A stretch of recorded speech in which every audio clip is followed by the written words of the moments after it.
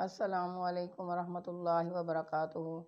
نحمدہ ونصلی علی رسولہ الکریم، اما بعد فاعوذ باللہ من الشیطان الرجیم، بسم اللہ الرحمن الرحیم۔ خوشی اور غم دونوں اللہ کی طرف سے آزمائش ہوتی ہے، لہذا خوشی ملے تو شکر کرو اور اگر غم ملے تو صبر کرو۔ سن 5 ہجری کی تمام لڑائیوں میں جنگ خندق سب سے زیادہ مشہور اور فیصلہ کن جنگ ہے، کیونکہ دشمنوں سے حفاظت کے لیے شہر مدینہ کے گرد خندق کھودی گئی تھی، اس لیے یہ لڑائی جنگ خندق کہلاتی ہے۔ تمام کفار عرب نے متحد ہو کر اسلام کے خلاف یہ جنگ کی تھی، اس لیے اس لڑائی کا دوسرا نام جنگ احزاب ہے۔ قرآن مجید میں اس لڑائی کا تذکرہ اسی نام کے ساتھ آیا ہے۔ کفار قریش نے مل کر ایک لشکر تیار کر لیا جس کی تعداد 10,000 تھی، اور ابو سفیان اس پورے لشکر کا سپہ سالار بن گیا۔ جب کافروں کے حملے کی خبر مدینہ پہنچی تو حضور اقدس صلی اللہ علیہ وآلہ وسلم نے تمام اصحاب کو جمع فرما کر مشورہ فرمایا کہ اس حملے کا مقابلہ کس طرح کیا جائے۔ حضرت سلمان فارسی رضی اللہ تعالیٰ عنہ نے یہ رائے دی کہ شہر کے گرد جس طرف سے کفار کی چڑھائی کا خطرہ ہے، ایک خندق کھود لی جائے تاکہ کفار کی پوری فوج بے یک وقت حملہ آور نہ ہو سکے۔ مدینے کا صرف ایک رخ کھلا تھا، اس لیے یہ طے کیا گیا کہ اسی طرف 5 گز گہری خندق کھود دی جائے۔ حضور اقدس صلی اللہ علیہ وآلہ وسلم نے خود اپنے دستے مبارک سے خندق کی حد بندی فرمائی۔ 20 دن میں یہ خندق تیار ہو گئی۔ حضرت جابر رضی اللہ تعالیٰ عنہ کا فرمان ہے کہ خندق کھودتے وقت ناگہاں ایک ایسی چٹان نمودار ہو گئی جو کسی سے بھی نہ ٹوٹی۔ جب ہم نے بارگاہ رسالت میں یہ ماجرا عرض کیا تو آپ اٹھے۔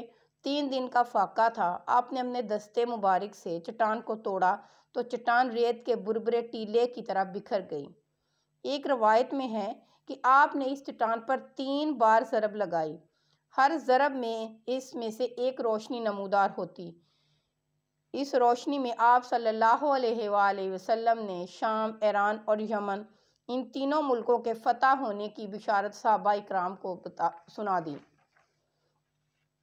حضور اقدس صلی اللہ علیہ وآلہ وسلم نے خندق تیار ہو جانے کے بعد عورتوں اور بچوں کو مدینے کے محفوظ قلعوں میں جمع فرمایا اور مدینہ پر حضرت ابن مکتوم کو اپنا خلیفہ بنا کر 3,000 انصار اور مہاجرین کی فوج کے ساتھ مدینہ سے نکلے۔ مہاجرین کا جھنڈا حضرت زید بن حارث کو دیا اور انصار کا لمبردار حضرت سعد بن عبادہ کو بنایا۔ کفار قریش اور ان کے اتحادیوں نے 10,000 لشکر کے ساتھ مسلمانوں پر حملہ بول دیا۔